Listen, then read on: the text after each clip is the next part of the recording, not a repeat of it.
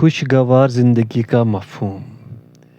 ایک انگریز مفکر کا قول ہے کہ جیل میں آہنی سلاخوں کے پیچھے سے بھی تمہارے لیے افق کی پار دیکھنا ممکن ہے، اور یہ بھی کہ اپنی جگہ رہتے ہوئے جیب سے پھول نکال کر سونگھو اور مسکراؤ، اور یہ بھی ممکن ہے کہ تم محل میں رہتے ہوئے دیبا و حریر پہن کر بھی چراغ پا ہو جاؤ۔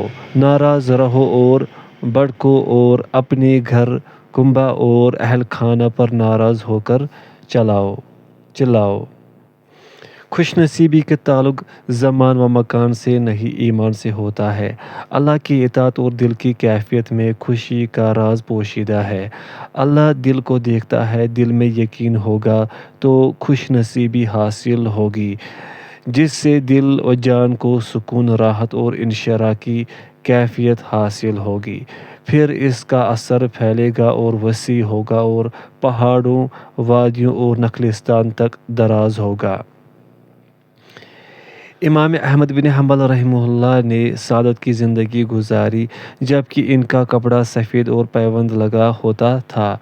اپنے ہاتھ سے اسے سی لیتے تھے۔ 3 مٹی کے کمرے تھے جن میں سکونت تھی۔ غذا کیا تھی؟ زیتون کے تیل کے ساتھ روٹی کے ٹکڑے۔ آپ کے سامان نگاروں نے لکھا ہے کہ 17 سال تک جوتوں میں پیوند لگا کر اور ٹانک کر استعمال کرتے رہے۔ مہینے میں 1 بار گوشت کھاتے، زیادہ تر روزہ رکھتے، طلب حدیث میں کثرت سے سفر کرتے۔ اس کے باوجود سکون و اطمینان، قلب اور راحت حاصل تھی، کیونکہ ثابت قدمی و خودداری تھی۔ انجام پر نظر، ثواب کی امید، اجر کے طالب، آخرت کے لیے کوشاں اور جنت کے طلبگار تھے۔ آپ ہی کے زمانے میں جن خلفاء نے ایک دنیا پر حکومت کی، یعنی مامون، واثق، معتصم اور متوکل نے، ان کے پاس محلات، قصر، سونا چاندی، خزانے، لشکر، جھنڈے، نشانات اور جائیدادیں تھیں، خواہشات تھیں۔ ان کے باوجود زندگی کدورت بھری تھی۔ رنج و ملال، شورشیں، جنگیں، بغاوتیں اور شور و ہنگامے تھے۔ بعض سکرات موت میں اپنی کوتاہیوں پر نادم اور اللہ کے حضور سے شرمسار تھے۔ ابن تیمیہ رحمہ اللہ شیخ الاسلام تھے، لیکن نہ بیوی بچے، نہ گھر بار، نہ کنبہ، نہ مال اور منصب۔ جامع بنی امیہ کے پاس ایک کمرہ میں رہتے تھے۔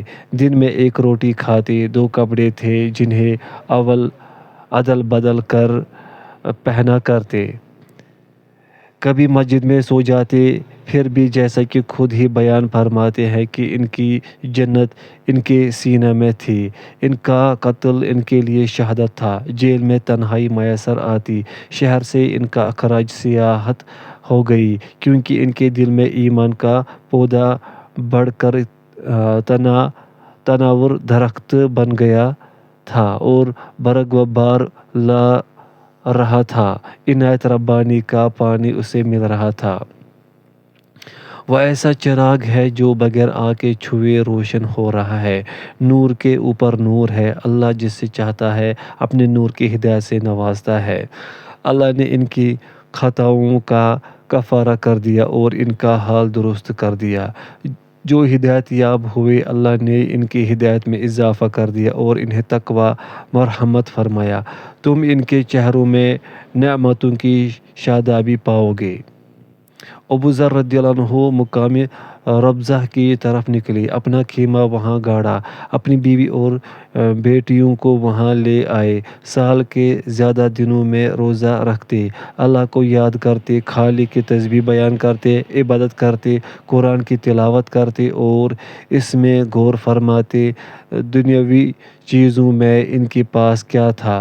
1 چادر، 1 خیمہ، چند بکریاں، 1 سینی، 1 پیالہ اور 1 ڈنڈا۔ ساتھیوں نے ایک روز زیارت کی اور کہنے لگے، بھائی دنیا سے کوئی سروکار نہیں؟ فرمایا، دنیا کی جن چیزوں کی ضرورت ہے وہ میرے گھر میں ہے۔ نبی کریم صلی اللہ علیہ وسلم ہمیں خبر دے چکے ہیں کہ ہمارے سامنے ایک تنگ گھاٹی ہے جسے وہی پار کر سکتا ہے جو زیادہ سے زیادہ ہلکا ہوگا۔ حضرت ابو ذر شرح صدر کے ساتھ مطمئن دل والے تھے۔ اتنی دنیا رکھتے تھے جتنی کی ضرورت تھی۔ ضرورت سے زیادہ کو وہ بوجھ، ذمہ داری اور رنج و فکر کا باعث سمجھتے تھے۔ میں نے ایک قصیدہ لکھا ہے بعنوان ابو ذر فی القرن الخامس عشر، جس میں ابو ذر کی غریب الوطنی، توحید اور روح فکر کے راستے میں ہجرت کے باوجود ان کی خوش نصیبی کے بارے میں گفتگو کی ہے۔ انہوں نے میرے ساتھ لطف و کرم کیا، میں نے ان کو دھمکایا، انہوں نے موت کی دھمکی دی، میں نے لطف کا معاملہ کیا، انہوں نے مجھے سوار کیا، میں اتر پڑا کہ اپنے ارادہ کو پورا کروں، تو انہوں نے مجھے ارادہ سے روکا، میں حق کے راستے میں چل پڑا، میں موت کا پیچھا کر رہا ہوں، وہ بھاگ رہی ہے، میں موت کی گھاٹی کو عبور کر رہا ہوں، وہ سو رہی ہے۔ صحرا میری غربت پر روتا ہے اور کہتا ہے، ابو ذر ڈرو نہیں، حوصلہ رکھو۔ میں نے اس سے کہا، جب تک میرا ایمان توانا اور مضبوط ہے میں مر نہیں سکتا۔ میں نے اپنے دوست اور آقا صلی اللہ علیہ وسلم سے عہد کیا ہے اور ان سے تعلیم پائی ہے۔ خوش بختی کی حقیقت کیا ہے؟ دنیا میں اجنبی اور مسافر بن کر رہو، بس خوشخبری ہے اجنبیوں کے لیے۔ خوش بختی عبد الملک بن مروان کا محل، ہارون رشید کی فوجیں، ابن الجصاص کی کوٹھیاں، قارون کے خزانے، ابن سینا کی کتاب الشفا یا متنبی کا دیوان نہیں، نہ قرطبہ کے باغات اور الزہرا کے مرغزار۔ خوش نصیبی صحابہ رضی اللہ عنہ کے ہاں کم آمدنی، سادہ زندگی، قلت ذرائع اور کفایت شعاری تھی۔ خوش نصیبی ابن المسیب کے ہاں خدا سے محبت، امام بخاری رحمہ اللہ کے ہاں ان کی الصحیح، حسن بصری رحمہ اللہ کے ہاں صدق اور امام شافعی رحمہ اللہ کے ہاں اجتہاد، امام مالک رحمہ اللہ کے ہاں مراقبہ، امام احمد بن حنبل رحمہ اللہ کے ہاں تقویٰ اور ثابت بنانی رحمہ اللہ کے ہاں عبادت تھی۔ یہ اس لیے کہ انہیں اللہ کے راستے میں جو پیاس، تھکان اور مشقت لاحق ہوئی اور کفار کو غیظ و غضب میں مبتلا کرنے والا جو بھی قدم اٹھا اور ان کا جو بھی نقصان ہوا، اس کے بدلے ان کے حق میں عمل صالح کا اندراج کر لیا گیا۔ خوش بختی بنائے جانے والے چیک میں نہیں، خریدے جانے والے جانور میں نہیں، نہ وہ کوئی پھول ہے جسے سونگھا جائے، نہ تولا جانے والا گیہوں اور پھیلایا جانے والا کپڑا ہے۔ خوشی تو یہ ہے کہ دل اس حق پر مطمئن ہو جس کا آدمی حامل ہے، جو فکر اس نے اختیار کی ہے اس پر سینہ کھلا رہے اور قلب خیر کے کام پر راحت محسوس کرے۔ ہم سمجھا کرتے ہیں کہ جتنے زیادہ ہمارے پاس مکان ہوں گے، زیادہ چیزیں ہوں گی، سہولیات، مرغوبات اور پسندیدہ چیزیں میسر ہوں گی، اتنا ہی ہم خوش و خرم اور شادمان ہوں گے۔ لیکن یہ چیزیں کدورت فکر اور اندھا کامی کا سبب ہی بنتی ہے، کیونکہ کوئی بھی چیز کدورت، رنج، اندھ اور مشقت کے بغیر نہیں ملتی۔ اپنی آنکھیں ان دنیاوی اسباب کی طرف مت اٹھاؤ جو ہم نے ان کو دے رکھی ہیں تاہم ہم انہیں آزمائیں۔ دنیا کے سب سے بڑے مصلح اور ہادی رسول اکرم صلی اللہ علیہ وسلم نے فقر کی زندگی گزاری۔ آپ بھوک سے کروٹیں بدلتے، اتنی کھجوریں بھی نہ پاتے جس سے بھوک مٹ جائے۔ اس کے باوجود آپ جس نعمت، آرام، راحت، انبساط اور قلبی سکون و طمانینت کے ساتھ رہتے، اس کی حد اللہ ہی جانتا ہے۔ ہم نے تمہارا بوجھ اتار دیا جس نے تمہاری کمر توڑ رکھی تھی۔ سورہ نمبر 94 آیت نمبر 2-3۔ اللہ کا فضل آپ پر بڑا عظیم تھا۔ سورہ نمبر 4 آیت نمبر 113۔ اللہ کے علم میں ہے کہ رسول کس سے بنائے جائے۔ سورہ نمبر 6 آیت نمبر 124۔ حدیث صحیح میں ہے کہ نیکی حسن اخلاق کا نام ہے، گناہ وہ ہے جو تمہارے دل میں کھٹکے اور تم یہ پسند نہ کرو کہ لوگ اسے جان لیں۔ نیکی سے ضمیر کو راحت اور نفس کو سکون ملتا ہے، حتیٰ کہ بعض لوگوں نے کہا زمانہ کتنا ہی دراز ہو جائے نیکی باقی رہتی ہے۔ گناہ سب سے بری زاد راہ ہے، گناہ سب سے بری زاد راہ ہے۔ حدیث میں یہ بھی ہے، نیکی سے سکون اور گناہ سے خلش پیدا ہوتی ہے۔ نیکوکار صاف طور پر اطمینان و سکون سے رہتا ہے، اور شک و شبہ میں مبتلا آدمی حادثات، اندیشوں اور حرکات و سکنات سے ہی خوف زدہ رہتا ہے۔ یہ ہر آواز کو اپنے ہی خلاف سمجھتے ہیں۔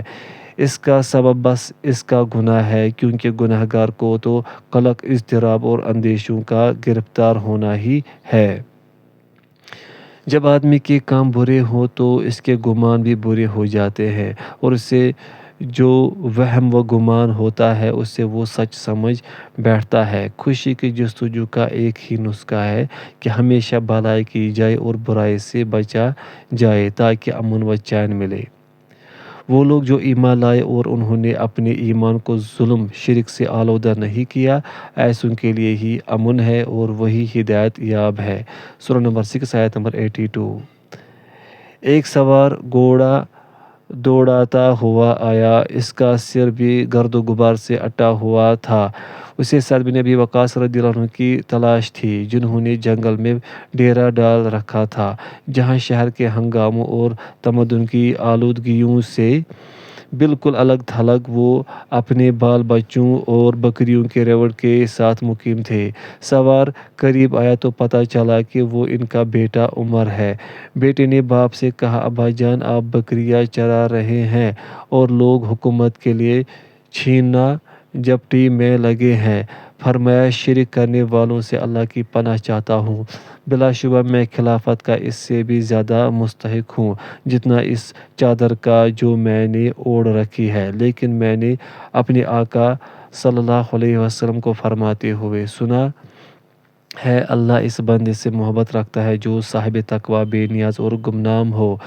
مسلمان کے لیے ایمان کی سلامتی کیسر و کسریٰ کی شہنشاہیت سے بھی بڑی ہے، کیونکہ آپ کے ساتھ دین ہی رہے گا جو آپ کو جنت میں داخل کرا دے گا۔ حکومت و سلطنت تو لامحالہ زائل ہو جائے گی۔ اچھے کلمے اس کی طرف جاتے ہیں۔ صحابہ کرام رضی اللہ عنہ کے پاس بہت سے مبارک کلمات طیبات تھے، جنہیں سرور عالم صلی اللہ علیہ وسلم نے ان کو سکھایا تھا۔ ان میں سے ہر ایک کلمہ کو وہ دنیا و ما فیہا سے بہتر سمجھتے تھے۔ یہ بھی صحابہ رضی اللہ عنہم کی عظمت ہے کہ اشیاء کی قدر و قیمت کی انہیں پوری معرفت حاصل تھی۔ حضرت ابوبکر رضی اللہ عنہ نے رسول اللہ صلی اللہ علیہ وسلم سے دعا کی فرمائش کی۔ آپ نے فرمایا، تم یہ الفاظ کہا کرو، ربی انی ظلمت نفسی ظلما کثیرا ولا یغفر الذنوب الا انت فاغفر لی من عندک وارحمنی انک انت الغفور الرحیم۔ حضرت عباس رضی اللہ عنہ سے آپ صلی اللہ علیہ وسلم نے فرمایا، اسأل اللہ العفو والعافیہ کہا کرو۔ حضرت علی رضی اللہ عنہ کو یہ دعا سکھا، اللہم اہدنی وسددنی۔ عبید بن حسین کو یہ دعا، اللہم الہمنی رشدی وقنی شر نفسی۔ شداد بن اوس کو یہ دعا سکھا، اللہم انی اسألک الثبات فی الامر والعزیم علی الرشد وشکر نعمتک وحسن عبادتک واسألک قلبا سلیما ولسانا صادقا واسألک من خیر ما تعلم واعوذ بک من شر ما تعلم واستغفرک لما تعلم انک انت علام الغیوب۔ حضرت معاذ سے فرمایا، یہ کہا کرو، اللہم اعنی علی ذکرک و شکرک و حسن عبادتک۔ حضرت عائشہ رضی اللہ عنہا سے فرمایا، یہ کہا کرو، اللہم انک عفو تحب العفو فاعف عنی۔ ان دعاؤں میں ایک قدر مشترک یہ ہے کہ اللہ کی رضامندی اور آخرت میں اس کی رحمت کی طلب، اس کے غضب سے نجات، اس کی عبادت و شکر کی توفیق مانگی گئی ہے، اور سب میں اللہ کی عطا کی طلب، دنیا سے اعراض کی طلب پائی جاتی ہے۔ دنیائی فانی کے اموال، اس کے زائل ہو جانے والے مال و متاع اور زیبائش و آرائش کی طلب بالکل نہیں۔ اللہ کی پکڑ شدید ہے، اسی طرح ہوتی تھی تیرے رب کی پکڑ جب اس نے گرفت میں لیا ظلم کرنے والی بستیوں کو، بلا شبہ اس کی پکڑ المناک اور شدید ہے۔ سورہ نمبر 11 آیت نمبر 102۔ آدمی کی بد نصیب، لغزش اور پسماندگی ہے کہ وہ اللہ کے بندوں پر ظلم کرے، ان کے حقوق مار لے، ان کے کمزور کو پیس ڈالے۔ ایک دانا کا بڑا اچھا قول ہے کہ اس شخص سے ڈرو جس کا تمہارے مقابلے میں اللہ کے علاوہ کوئی مددگار نہ ہو۔ قوموں کی تاریخ میں اس قسم کے ظالموں کی بہت سی عبرتناک مثالیں موجود ہیں۔ مثلاً عامر طفیل رسول اکرم صلی اللہ علیہ وسلم کی جان کا دشمن ہوتا ہے، آپ کو قتل کر ڈالنا چاہتا ہے، آپ اسے بد دعا دیتے ہیں تو اللہ اس کے حلق میں گلٹی نکال دیتا ہے جس سے وہ درد و الم سے چیختا ہوا فوراً مر جاتا ہے۔ اربد بن قیس رسول اللہ صلی اللہ علیہ وسلم کو ایذا دیتا ہے، آپ صلی اللہ علیہ وسلم کو قتل کرنا چاہتا ہے، آپ صلی اللہ علیہ وسلم اسے بد دعا دیتے ہیں، اللہ اس پر اور اس کے اونٹ پر بجلی گرا دیتا ہے۔ حجاج جب سعید بن جبیر رضی اللہ عنہ کو قتل کرتا ہے تو شہادت سے چند منٹ پہلے سعید نے اسے بد دعا دی اور کہا بار الہ اس کو میرے بعد کسی اور پر مسلط نہ کرنا۔ چنانچہ حجاج کے ہاتھ میں پھوڑا نکلا جو پورے بدن میں پھیل گیا، اس کے منہ سے بیل کی سی آواز نکلنے لگی، پھر افسوسناک حالت میں مر گیا۔ سفیان ثوری ابو جعفر منصور کے خوف سے چھپ گئے، وہ حرم مکی میں داخل ہونے کے ارادے سے چلا جس میں حضرت سفیان رحمہ اللہ چھپے ہوئے تھے۔ حضرت سفیان رحمہ اللہ نے کھڑے ہو کر کعبہ کے پردے پکڑے اور دعا کی کہ اللہ منصور کو کعبہ میں نہ داخل ہونے دے۔ چنانچہ مکہ میں داخل ہونے سے پہلے ہی بئر میمون کے نزدیک منصور کا انتقال ہو گیا۔ معتزلی قاضی احمد بن ابی داؤد نے امام احمد بن حنبل کو تکلیف دینے میں حصہ لیا۔ امام کی بد دعا سے اسی پر فالج گرا، وہ کہا کرتا تھا کہ میرے نصف بدن پر مکھی بھی گر جائے تو قیامت معلوم ہوتی ہے، لیکن آدھے جسم کو کینچیوں سے بھی کاٹ دیا جائے تو پتہ نہ چلے گا۔ احمد بن حنبل رحمہ اللہ نے وزیر ابن زیاد کو بھی بد دعا دی تھی، چنانچہ اللہ نے اس پر ایسا آدمی مسلط کر دیا جس نے اسے پکڑ کر آگ کے تنور میں ڈال دیا اور اس کے سر میں کیلیں گاڑ دی۔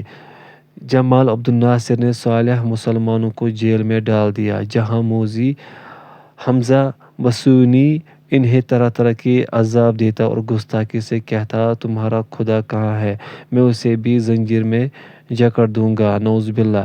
وہ قاہرہ سے اسکندریہ جا رہا تھا کہ اس کی کار ایک ٹرک سے ٹکرا گئی، ٹرک میں لوہا بھرا ہوا تھا، اس کے جسم میں سر سے پاؤں تک لوہا گھس گیا جس سے بڑی مشقت سے اس کے جسم سے نکالا گیا، نکالنے میں پورا جسم ادھڑ کر ٹکڑے ٹکڑے ہو گیا۔ اس نے اور اس کے لشکر نے زمین میں استکبار کیا، انہیں اس کا حق نہ تھا، انہوں نے سمجھ لیا کہ وہ ہماری طرف لوٹ کر نہیں آئیں گے۔ سورہ نمبر 28 آیت نمبر 39۔ کہنے لگے ہم سے زیادہ قوت والا کون ہے؟ کیا انہوں نے نہیں دیکھا کہ اللہ جس نے انہیں پیدا کیا وہ ان سے زیادہ قوت والا ہے؟ سورہ نمبر 41 آیت نمبر 15۔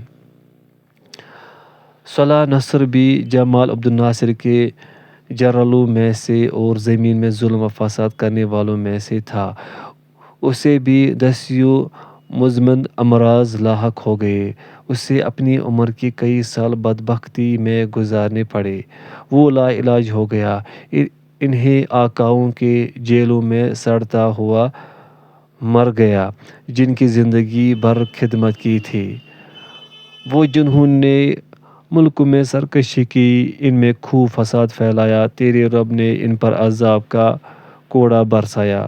سورہ نمبر 89 آیت نمبر 11 تا 13۔ اللہ ظلم کو ڈھیل دیتا رہتا ہے حتیٰ کہ جب اسے پکڑ لیتا ہے تو چھوڑتا نہیں۔ مظلوم کی بد دعا سے بچو کہ اس کے اور اللہ کے درمیان کوئی حجاب نہیں ہے، حدیث شریف۔ مظلوم کی دعا۔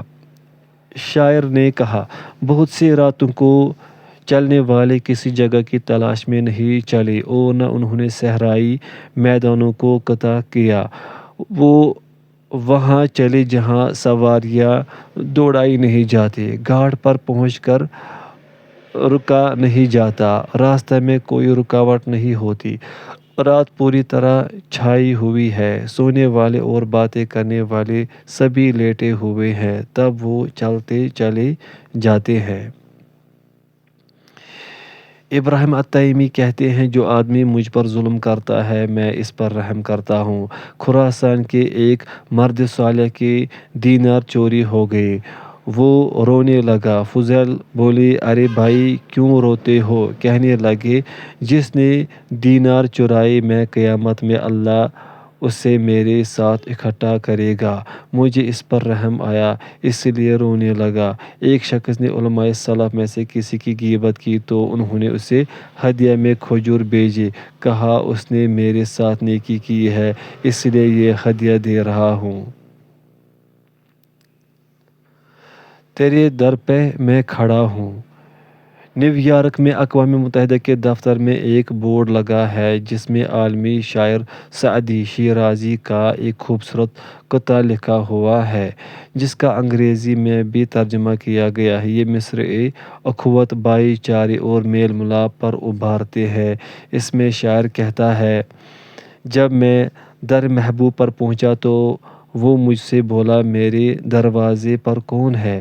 میں نے کہا، میں ہوں۔ اس نے کہا، تم محبت کو جانتے ہی نہیں کیونکہ تم نے اپنے اور میرے درمیان فرق کیا۔ ایک سال گزرا، پھر میں آیا اور عاجزی سے دروازہ کھٹکھٹایا۔ کہنے لگا، تم کون ہو؟ میں نے کہا، دیکھ لو، یہاں بھی تم ہو، وہاں دروازہ پر بھی تم ہو، جہاں دیکھتا ہوں وہاں تم ہی تم ہو۔ کہنے لگا، ہاں اب تمہیں محبت کی قدر ہوئی، اس کی معرفت ہوئی، آؤ اندر آ جاؤ۔ بندہ کے لیے ضروری ہے کہ اس کا ایک دوست ہو جس سے اسے انیست ہو، اس کی شادی و غمی میں شریک رہے، اس سے محبت کرے۔ میرے گھر والوں میں سے میرا ایک وزیر بنائے، میرے بھائی ہارون کو، اس سے میری پیٹھ مضبوط کر، اسے میرے معاملے میں شریک کر دے تاکہ ہم تیری خوب خوب حمد و ثنا اور ذکر کریں۔ سورہ نمبر 20 آیت نمبر 29 تا 34۔ بقول شاعر، ضروری ہے کہ کوئی قربت والا ہو جو تیرا غمگسار ہو، تجھے تسلی دے اور تیرے درد پر اس سے بھی درد ہو۔ وہ ایک دوسرے کے مددگار اور دوست ہے، گویا کہ وہ ایک سیسہ پلائی دیوار ہے۔